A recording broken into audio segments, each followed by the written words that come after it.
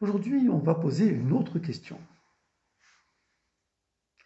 Qui t'a permis d'aller au Minyan? Où c'est marqué Shulchan Aruch qu'il faut le Minyan? Je sais pas de quoi tu parles. Si tu vas au Minyan, peut-être. Si tu vas au Minyan, que tu arrives 10 minutes, un quart d'heure plus tôt, que tu es à Odou à 7h30, pas un quart d'heure plus tard, et que tu arrives à 40, et qu'à Paris, donc 40, tu vas au mikvé, après tu as fait le mikvé, tu prends le café, après le café, tu déranges le minyan, tu parles pendant le kaddish, pendant la hazara.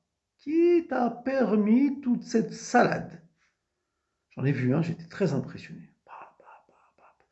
Un artiste. J'étais impressionné.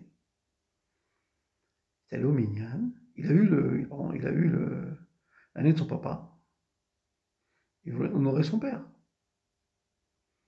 Et il aboyait littéralement quand il voyait les mecs arriver à -20 et aller au Migna, au Migvé et tout, il râlait, il râlait, il râlait. Il n'arrêtait pas de râler parce que les mecs, ils suivaient pas son cadiche et ses machins. Et quand il a fini l'année, quand il a fini l'année, il est venu à -15, pas à -20. Il s'en foutait de savoir si, quand il s'en va pour aller au mikvé, qu'il va prendre 20 minutes pour y aller là-bas, il y aura minyan ou pas. Il nous laissait sans barocho. Et il revenait, c'est très très tard, très cool, petit café. Il avait fini son année. Qui t'a permis? Parce que pendant ce temps-là, mon chéri adoré, pendant que toi tu prends ton café, que tu vas au minyan et que tu ranges le minyan et que tu réponds pas à barocho, qui n'était pas là, ta femme, elle, elle se coltine les enfants. Et quand il y en a 4 ou 5, et il faut les habiller, il faut les lever, bien entendu, ils se disputent, bien entendu, il faut 5 ans pour leur mettre le pantalon, les chaussettes, les trucs, et pendant qu'on est en train de faire le troisième, le premier il est en train de remuer comme ça très très vite, très très vite, très très vite le lait pour voir comment ça fonctionne quand tu fais avec les cornflakes, et tu fais comme ça, et ça lui, elle vient de se flinguer son habit, et donc sa mère, elle ne hurle pas sur lui, parce que sinon elle va tomber malade elle-même, pendant que toi, tu prends ton café, et que tu discutes avec tes copains, et que tu dis comme tu as envie. Oui, je suis en train de râler moi aussi. On raconte une histoire sur le petit-fils du Chafetz Chaim. Chafetz Chaim, son petit-fils, il est allé à la yeshiva qu'avait fait son grand-père. Quand le Rosh Yeshiva il a vu venir le petit-fils du Chafetz Chaim, et ils lui ont fait une place en or. Et ça a commencé à jaser, et au bout de quelques semaines, il n'était jamais à l'heure. Jamais, jamais, jamais à l'heure. Jamais. Il est toujours en retard d'une demi-heure au minimum.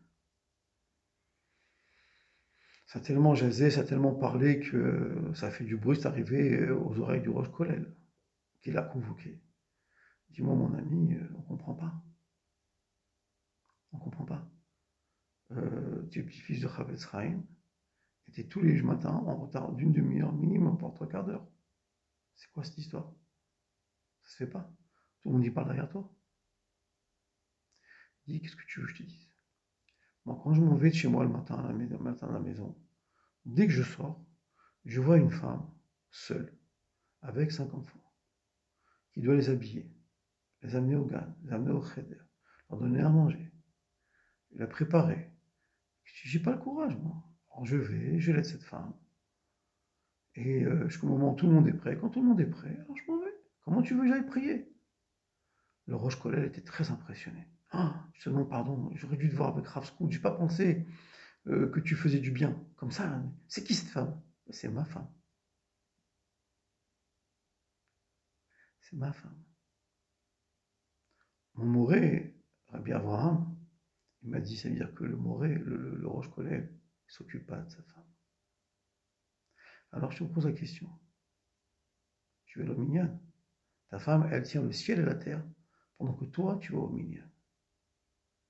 Qui t'a permis de tarder comme ça? Qui t'a permis de aller au mikvé et rater tout et prier en 2 minutes n'importe comment? C'est quoi ce scandale? C'est quoi ce scandale? Non, tu te lèves tôt, tu viens à l'heure. À Oudou, tu es à Oudou à 7h30. Et là, tu commenceras à être un mensch. Avant ça, c'est pas sérieux.